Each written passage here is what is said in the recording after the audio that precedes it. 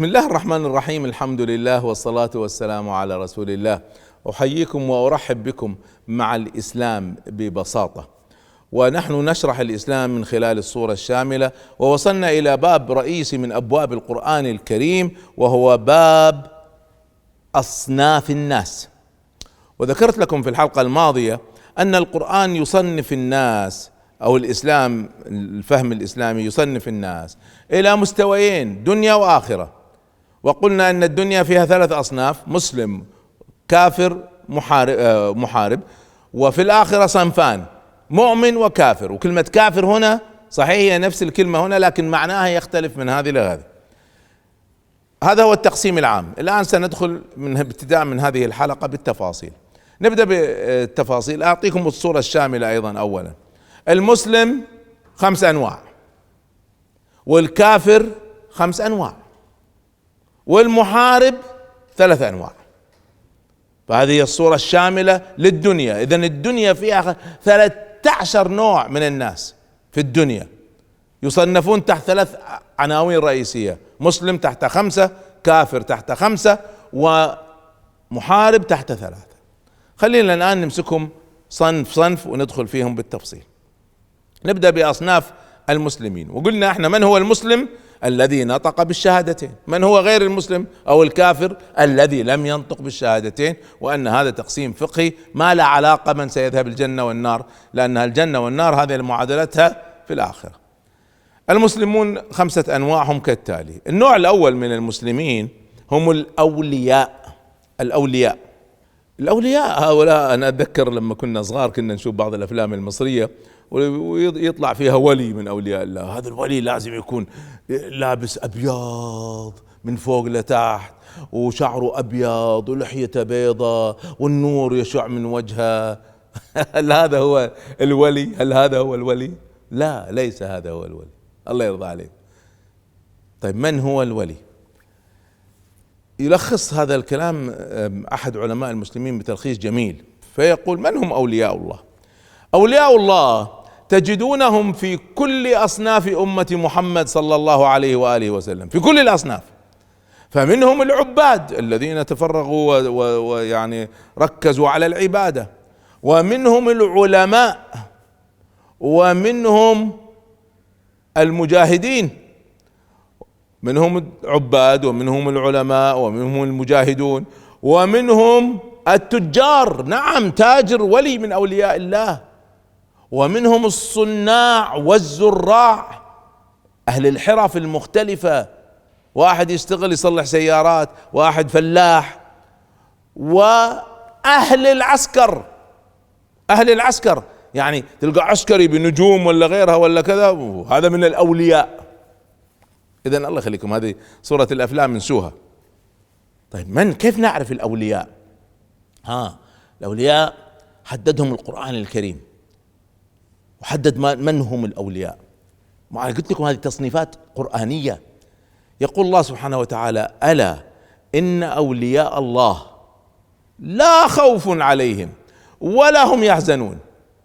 لا يحزنون على ماضي ولا يخافون من مستقبل، أمان كامل لهم، فلاح ونجاح وسعادة كاملة. من هم؟ الآية تكمل: ألا إن أولياء الله لا خوف عليهم ولا هم يحزنون الذين آمنوا وكانوا يتقون. بس هذا الشرطين. لخصها إذا تبون تلخيص دنيوي تفصيلي، فنقول عشان نفرق بينهم بين الآخرين: من هو الولي؟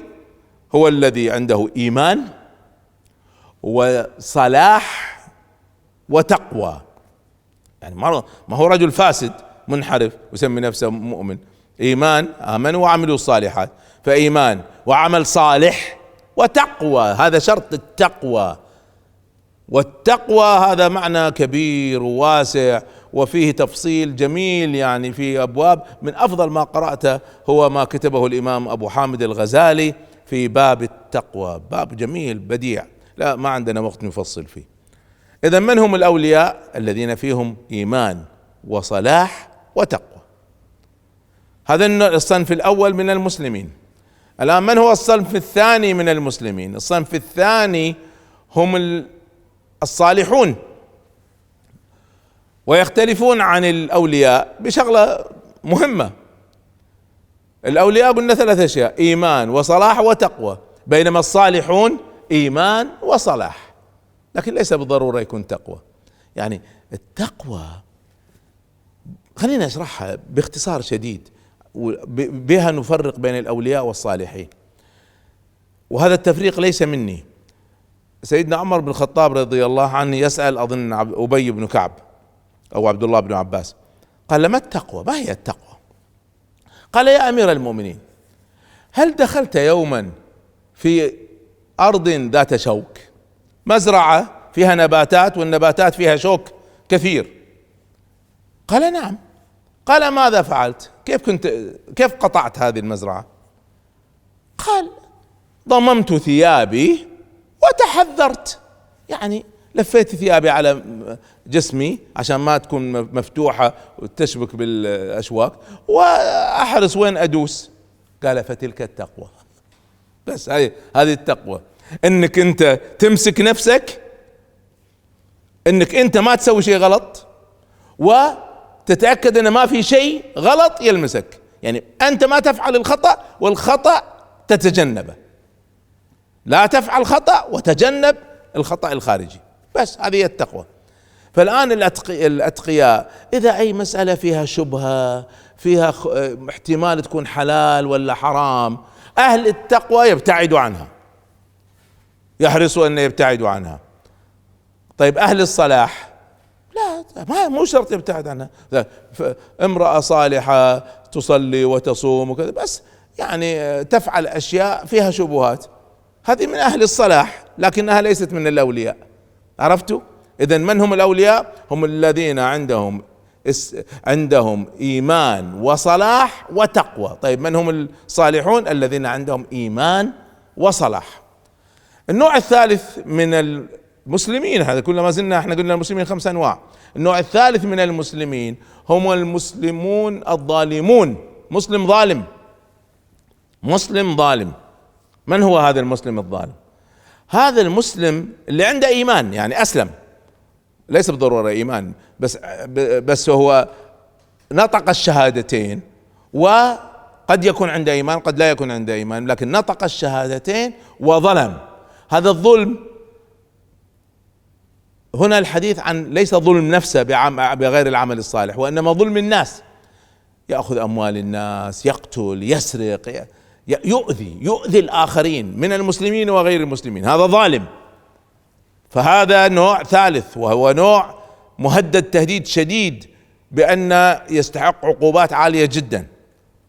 طبعا أعلى درجات الظلم هو أن يظلم الإنسان نفسه، وأعلى درجات ظلم النفس أن يشرك بالله، يأخذ إله آخر غير الذي خلقه.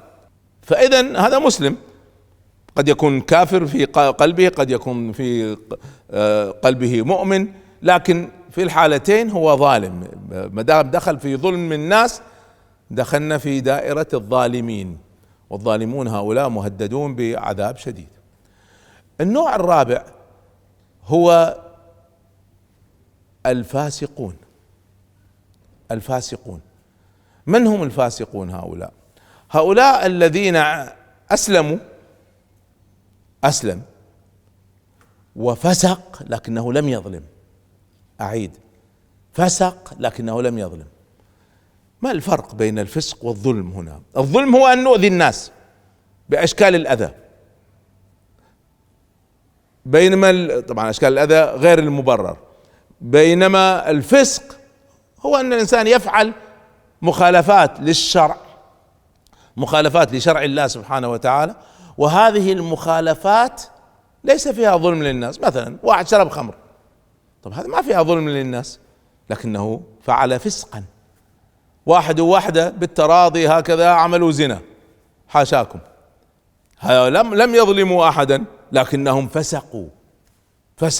طبعا آذوا أهلهم، آذوا المجتمع، صحيح، بس هنا نتكلم عن الظلم المباشر وليس الظلم غير المباشر. فالظالمون هم اللي عندهم ظلم مباشر، الفاسقون هم الذين عملوا انحرافات لكن لم يظلموا أحدا. إذن عندنا صنف الأولياء، عندنا صنف الصالحون، عندنا صنف الظالمون، وعندنا صنف الفاسقون، والصنف الأخير مسلم منافق. هذه كلها من أصناف المسلمين. مسلم منافق. من هو المسلم المنافق؟ المسلم المنافق هو الذي نطق بالشهادتين بلسانه لكن في قلبه لا يؤمن، لا يؤمن بالله، لا يؤمن بالرسول، لا يؤمن بآخرة، عنده مشكلة في الإيمان. طيب هو ظاهره مسلم لكن في حقيقته هو غير مسلم. طيب هذا كيف يعامل؟ يعامل معاملة المسلمين. نحن ما ندري ايش الذي في القلوب، ولا يجوز لنا ان نحكم على ما في القلوب. يقول سيدنا عمر بن الخطاب: يا ايها الناس انكم كنتم تؤخذون في حياة النبي صلى الله عليه وسلم بالوحي، يعني يأتي الوحي يقول من هو المنافق من هو المؤمن. ألا قد انقطع الوحي، ما في وحي اليوم، فمن أظهر الحسنى عاملناه بالحسنى ومن أظهر السوء عاملناه بمثلها. فحسب تصرفاتك نعاملك، ما لنا شغل في قلبك وذاك. ما يجوز تقول لإنسان، واحدة تقول لي واحدة أنت منافقة، لك منافقة يعني في داخلك كفر. كيف تعرف أن في داخلها كفر؟ ما يجوز هذه الكلمة إطلاقا، ما تجوز. الآن القانون العام بالنسبة للمسلم التعامل مع المسلمين ما هو؟ تعامل الولاء. نحن نوالي المسلمين. ما هو الولاء وما هي شروطه وما هي مخالفاته؟ هذا ما سأحدثكم عنه في الحلقة القادمة إن شاء الله. فإذا الصنف الأول المسلم بأنواعه الخمسة، حقه الولاء، والولاء له تفصيل نحتاجه في الحلقة القادمة، وأيضا أحدثكم في الحلقة القادمة بإذن الله عن أنواع الكافرين. استودعكم الله، والسلام عليكم ورحمة الله.